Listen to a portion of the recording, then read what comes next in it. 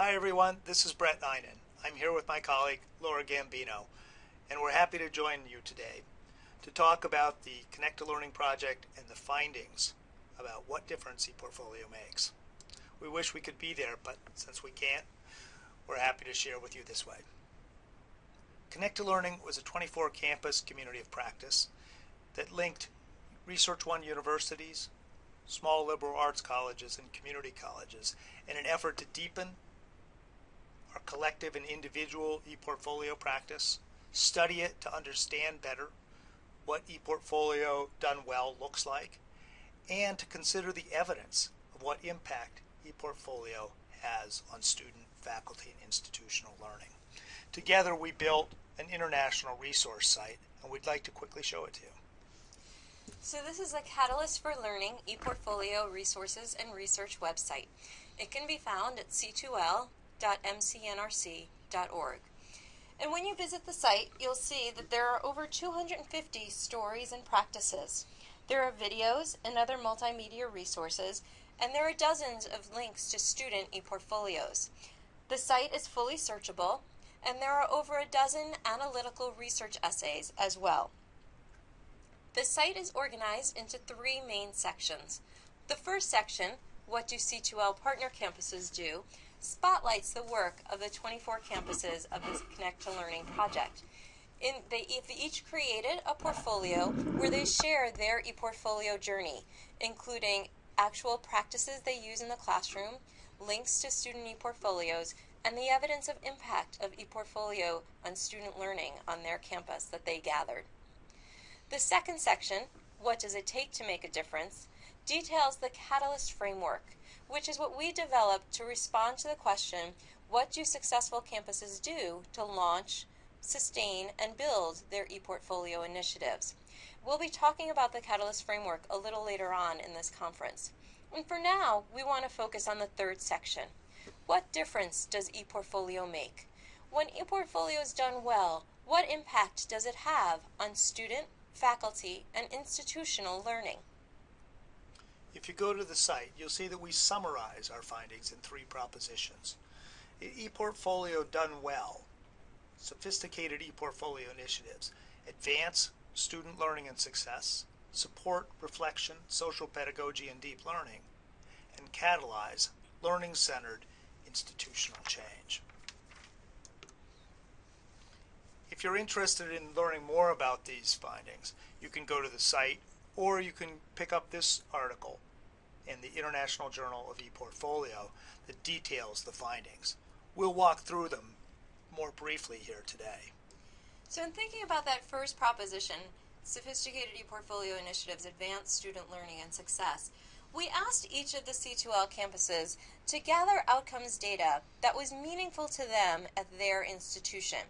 And we have gathered data from a subset of campuses in the project. I'm going to spotlight just a few here. I'm going to start with LaGuardia Community College, where they've been using ePortfolio for over a dozen years now. And they were interested in the impact that ePortfolio was having on retention, high pass rates, and course completion rates.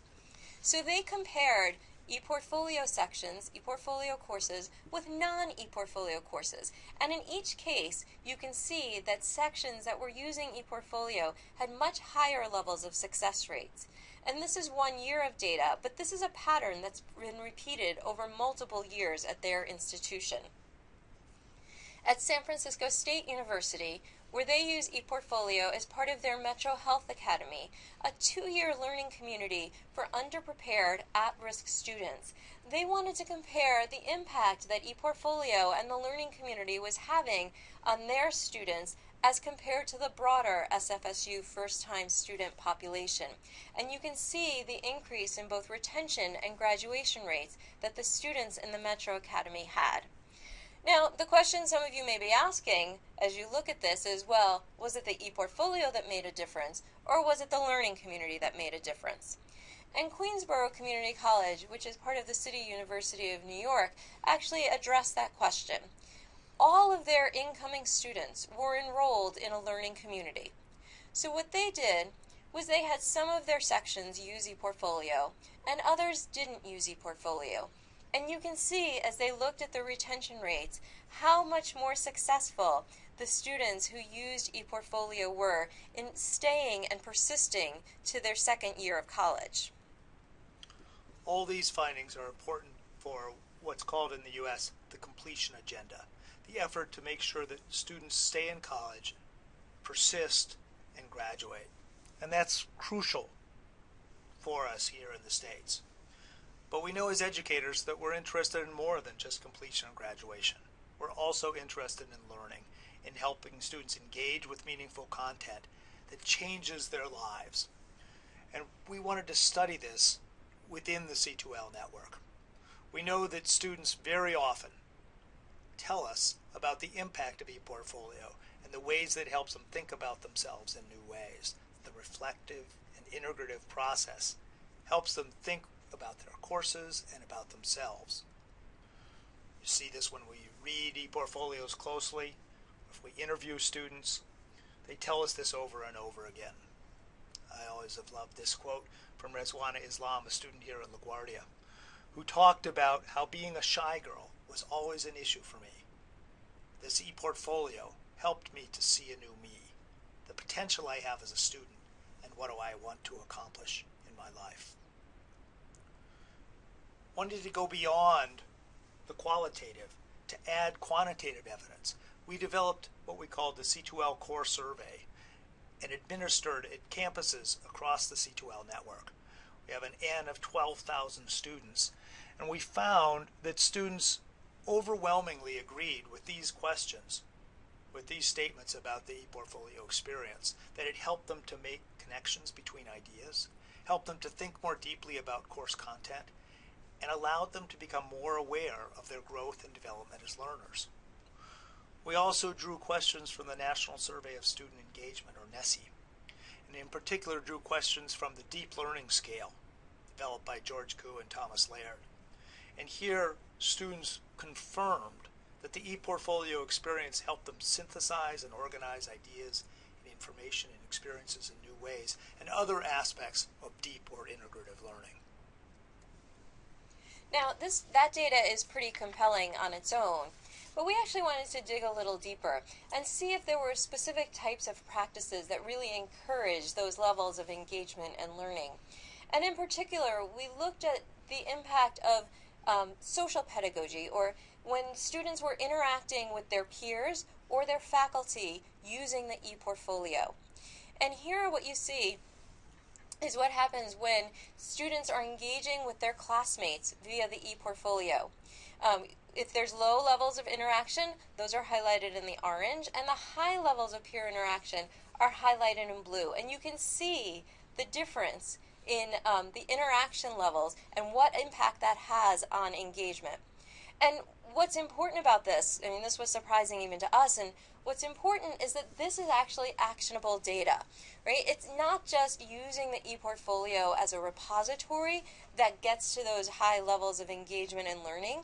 It makes a difference in how you use the ePortfolio and the ways that students are interacting with each other and their classmates and their faculty via the ePortfolio.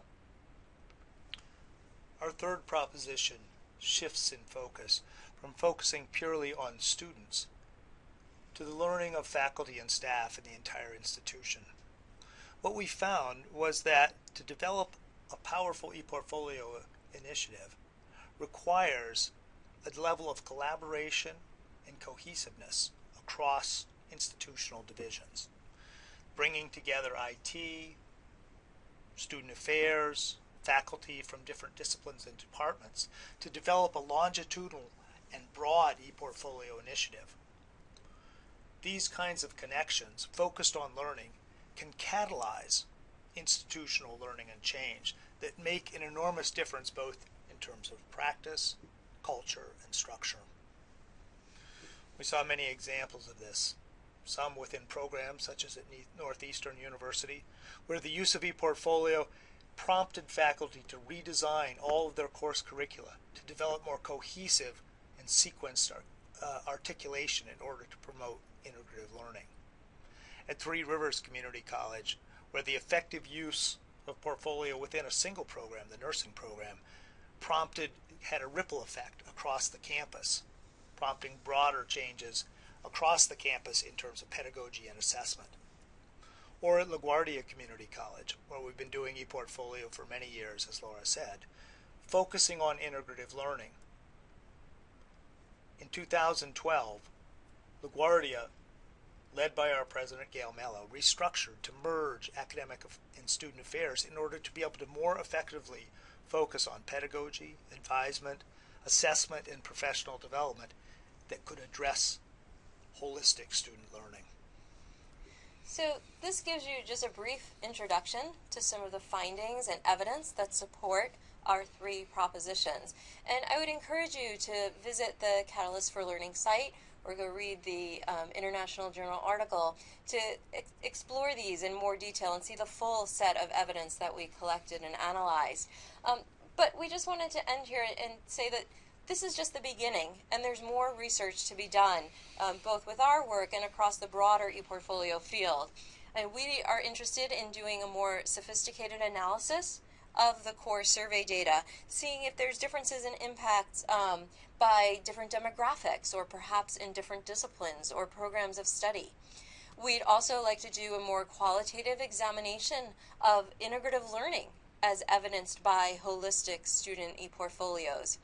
And we also think it would be interesting to explore if there's a correlation between specific pieces of ePortfolio practice that are done well and the changes and the positive impacts that those practices can have on student and faculty learning.